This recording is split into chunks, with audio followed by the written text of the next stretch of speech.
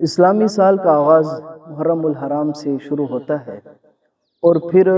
ذوالحجہ پر اختتام پذیر ہوتا ہے۔ یہ اس بات کی علامت ہے کہ اسلامی سال کا جب آغاز ہوتا ہے تو اہل بیت اطہار کے مبارک خاندان نے عظیم قربانیاں پیش کی کربلا کے میدان پر، اور پھر اختتام پر جناب حضرت ابراہیم اور حضرت اسماعیل علیہ السلام نے عظیم قربانیاں پیش کی۔ گویا پوری انسان کی زندگی قربانیوں سے آراستہ ہے۔ آج ایک خاص مسئلہ ڈسکس کریں گے، وہ یہ ہے کہ اسلامی سال کا آغاز محرم الحرام سے کیوں ہوتا ہے۔ سب سے پہلی بات یہ ہے کہ یاد رکھیے گا کہ ہجری کیلنڈر وغیرہ یہ حضرت عمر بن خطاب رضی اللہ تعالیٰ عنہ کے زمانہ مقدسہ میں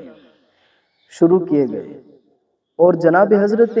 عمر بن خطاب رضی اللہ تعالیٰ عنہ نے صحابہ کرام رضوان اللہ تعالیٰ مجمعین کو بلایا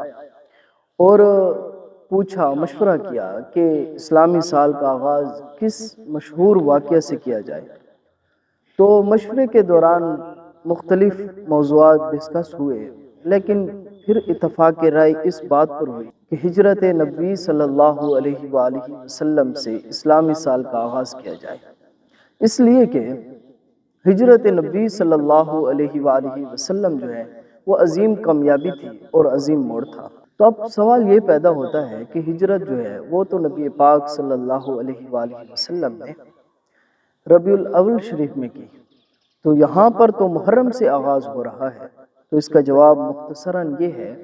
کہ ہجرت کا جو فیصلہ تھا وہ ذوالحجہ سے ہو گیا تھا، لیکن پھر صحابہ اکرام رضوان اللہ تعالی مجمعین نے ذوالحجہ کے بعد محرم شریف آتا ہے تو انہوں نے محرم شریف سے اسلامی سال کا آغاز کر دیا ہے۔ تو ہمارے نزدیک اسلامی سال کا آغاز جو ہے وہ محرم الحرام سے ہوتا ہے۔